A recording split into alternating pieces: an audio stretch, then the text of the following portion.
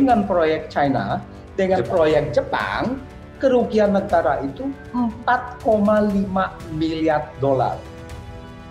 4,5 miliar dolar itu setara kurang lebih 75 triliun. Maka markup ini adalah bukan tanggung jawab pemerintah, bukan tanggung jawab pemilik dari proyek ini, yaitu misalkan si konsorsium Indonesia yang 60%. Kalau ini ada markup, siapa yang melakukan markup? Jadi markup itu harus kita hapus dari utang. Itulah yang pentingnya bahwa di sini harus ada penyelidikan ini, harus ada pengusutan ini. Jadi markup itu adalah untuk menentukan berapa proyek ini sebenarnya, berapa utang kita sebenarnya. Pak Narto, Pak Marwan, ini udah dari awal sudah kita suarakan bahwa ini proyek yang akan bermasalah, proyek yang tidak layak untuk dijadikan proyek, apalagi setelah itu ditunjuk sebagai proyek strategis nasional. Tidak ada strategisnya dan sebagainya, tetapi ini pemaksaan oleh Presiden ketika itu, Jokowi. Ya, kalau kita lihat kemungkinan besar ini proyek ini ada markup, ada korupsi dan sebagainya. Nah, sekarang permasalahan keuangan sudah mencuat. Bagaimana cara mengatasi ini?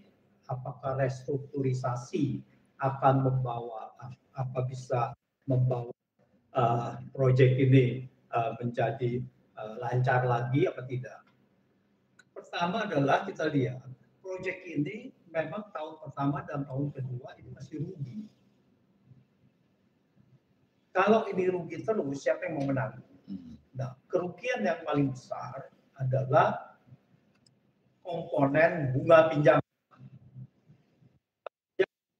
Ini dua. Kalau kita bandingkan dengan proyek, kalau kita pada saat itu memenangkan dengan proyek Jepang, maka bunganya cuma 75 miliar. Bayar 5 miliar dengan 2. Nah, ini yang memberatkan.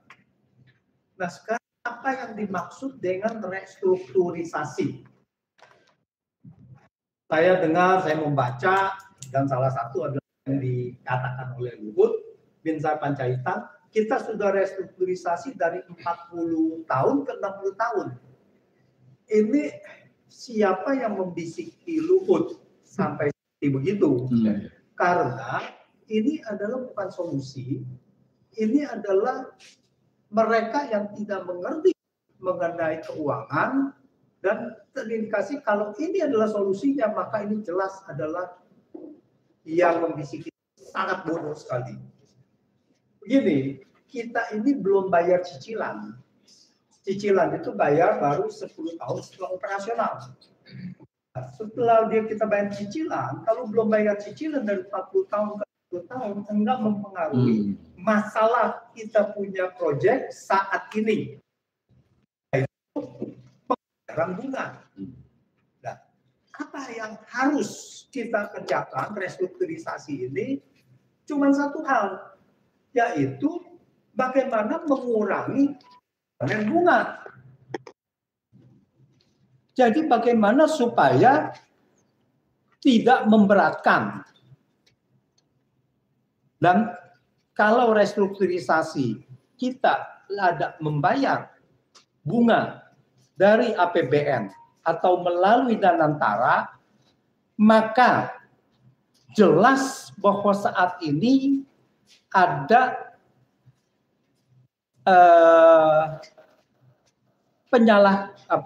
ada pelanggaran hukum terhadap evaluasi dari proyek kereta cepat ketika itu yang menjanjikan tidak ada dana jaminan dari pemerintah atau APBN. Jelas pada saat itu. Oleh karena itu, karena Jepang minta jaminan dari pemerintah, jaminan pinjaman dari pemerintah dan atau APBN, maka Jepang dikalahkan.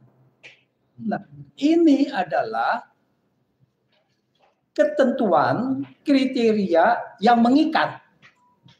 bahwa tidak boleh ada jaminan, tidak boleh ada pembayaran dari APBN atau dari pemerintah. Karena kalau ini ternyata bisa dijamin, maka harusnya Jepang yang menang. Nah, kita sudah dalam 50 tahun ini, 10 tahun grace period kita bayar bunga, lalu kita bayar cicilan dan bayar bunga selama 40 tahun, kerugian negara dibandingkan proyek China dengan proyek Jepang, kerugian negara itu 4,5 miliar dolar. 4,5 miliar dolar itu setara kurang lebih 75 triliun. Dengan kurs 16.300. Tapi tahun depan mungkin kurs sudah 17.000. Tahun depannya lagi mungkin 17.500 gitu. Ini akan meledak. Sedangkan kita pendapatannya semua dari rupiah semua gitu. Nah, ini yang akan meledak. Nah, kalau ini dijamin dan kalau ini dibayarkan oleh pemerintah, maka tim seleksi yang memenangkan proyek ini dapat dipastikan telah melakukan kecurangan dan bisa 90% lebih 99% atau berapapun secara pasti kalau penegakan hukumnya benar, tim seleksi ini akan masuk penjara karena menyalahi menggunakan itu tadi jaminan dari pemerintah yang diberhenti dari jaminan lalu menggunakan jaminan. Nah itu. Jadi bagaimana solusinya?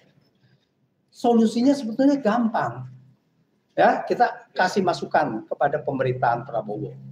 Solusinya adalah karena ini B2B, karena ini business to business, maka semua kewajiban keuangan harus bisa dibayar oleh proyek, oleh KCIC.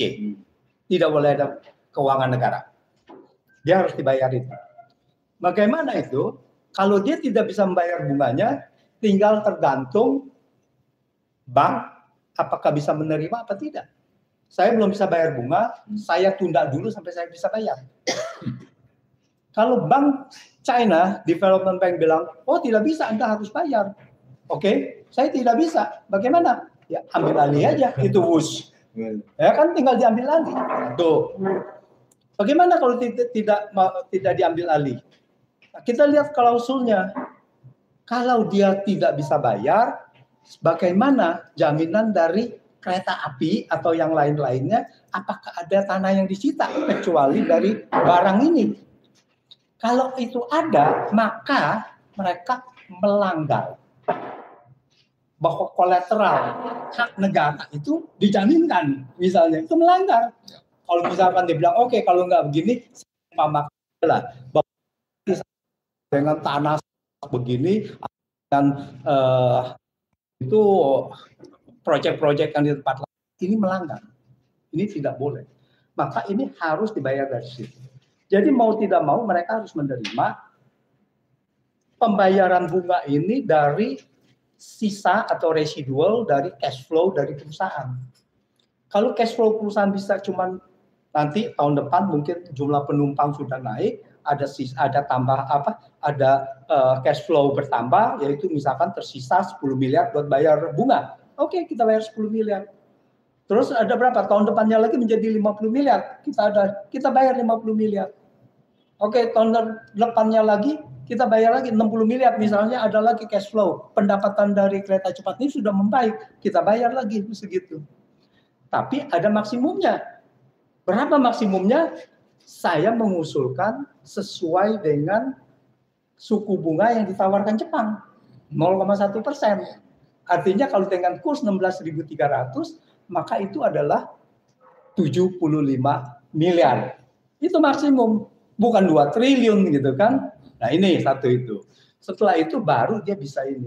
Ini adalah solusi yang harus diambil oleh pemerintah, oleh siapapun itu, Menteri Keuangan atau dan antara. Yang kedua, dalam rangka restrukturisasi ini tidak bisa menghilangkan proses-proses yang diduga ada markup, ada korupsi dan sebagainya, dan ini harus diusut. Kenapa ini harus diusut? Seandainya ini ada benar dugaan masyarakat ada markup, maka markup ini adalah bukan tanggung jawab pemerintah, bukan tanggung jawab pemilik dari proyek ini, yaitu misalkan si konsorsium Indonesia yang 60%. Kalau ini ada markup, siapa yang melakukan markup? Ya, apakah pejabat tinggi lalu uangnya masuk ke situ? Dan kalau ada markup, itu pasti ada kerjasama dengan pemilik proyek. Kalau ada kerjasama pemilik proyek, maka bahwa proyek ini sudah diskualifikasi. Jadi markup itu harus kita hapus dari utang. Itulah yang pentingnya bahwa di sini harus ada penyelidikan ini, harus ada pengusutan ini. Jadi markup itu adalah untuk menentukan berapa proyek ini sebenarnya, berapa utang kita sebenarnya. Ini yang harus kita tuntut, masyarakat harus menuntut supaya terjadi transparan. Oleh karena itu, saya juga menuntut bahwa pemerintah harus bisa membuka kontrak dari KCIC ini terhadap negara ini apa. Nah, yang tadi itu jaminannya kalau gagal bayar, apa yang dijaminkan? Ini yang harus dibuka kepada masyarakat. Demikian, Om.